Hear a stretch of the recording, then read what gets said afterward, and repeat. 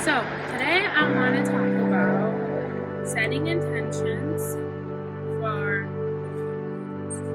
the moving forward slash in the present, and also not being restricted and pulled back by the past. So, as you can see right now, I'm sitting in kind of a tilted angle, but ideally, what I would like to demonstrate is that when we're sitting, I'm a little bit afraid to sit like this. I really feel like I'm going to fall back.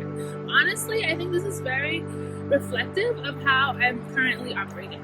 So currently, I continue to replay past events in my mind that kind of feel like this. It's me not present in an aligned sense, but rather one that is tilted back into the past. And replaying that past continuously does not help when we're trying to advance, not even advance, but just simply to regain the present moment. So when you're tilted towards the back, it's very reflective of spending too much time restricting yourself and being limited by the beliefs that you continue to replay in your mind, oftentimes that honestly have nothing to do with the present. They have already passed, the past is over, and yet we continue to replay these thoughts in our minds, causing a lot of friction and resistance to accepting what is current and what is present.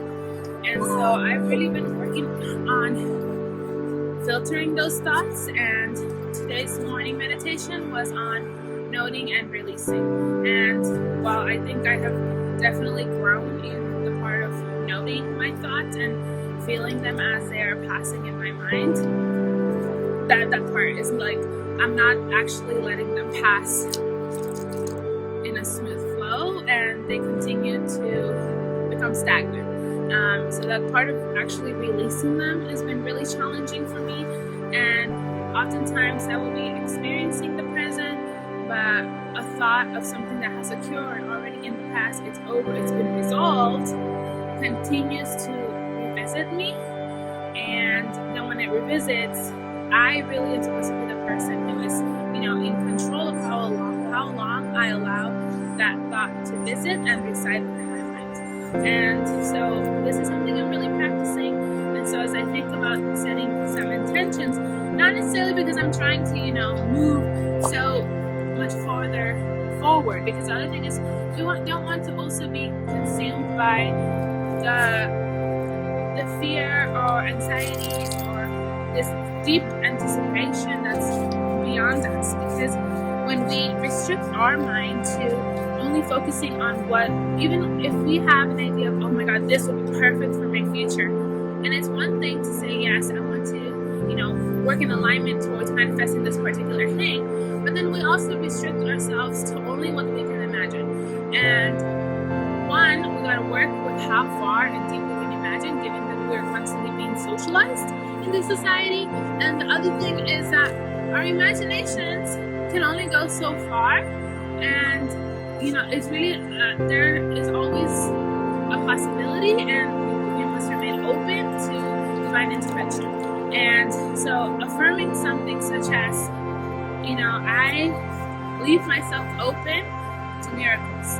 I leave myself open to receiving divine intervention that brings me further into alignment with who I am to be and what is it that I want. Because sometimes what we want isn't actually what we need or what is good for us. And so leaving ourselves open, and it's kind of like, rather than funneling our vision into one particular idea, we leave ourselves open to the possibilities of what could be.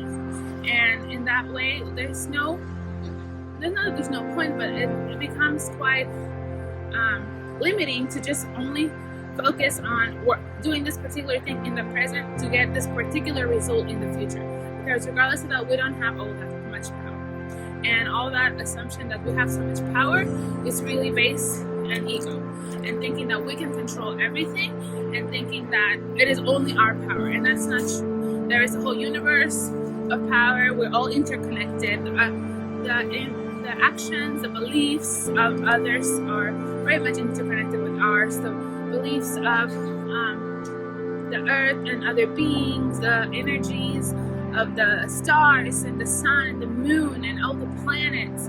All of these things feed into every present moment. And so in my present moment right now, I'm really speaking from my heart. And I think that's the other thing I've really been working on, is that I was really raised and taught to continuously be in preparation for the worst, and also just be overly prepared because of the way that my family has experienced life, and even my life has been very much mirrored by a lot of situations in which I have to show up overly prepared, or if not, anticipate the worst because I have been disappointed and at loss so many times.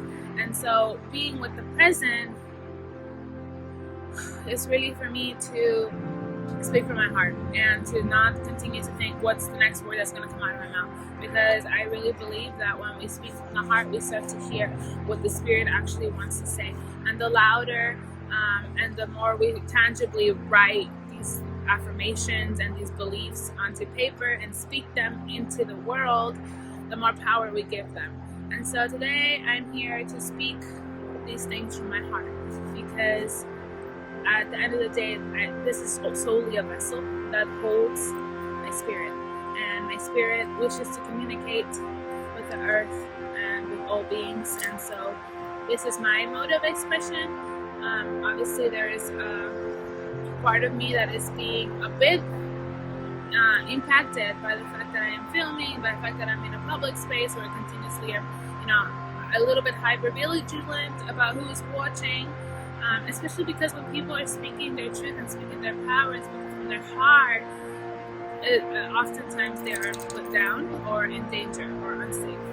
And today I just want to be here with water, the trees. I'm surrounded by trees, with my companion Sage, with the breeze, with the cold, and with all of you. Because this is eventually, it's going to be for my voice to travel far and wide, and I hope that my words resonate with some of you, and I hope that you also feel called to share from your heart and move from a place of truth, and allowing your spirit to shine through your vessel, and allowing that compassion to reach others, and these intentions to really bring you into alignment and bring you into the present moment, so that you may feel the healing and the power and the peace of being in the present. So I hope everyone's having an amazing weekend, and we'll see you in the next one. Say bye, Sage. Okay, Sage is ready to go.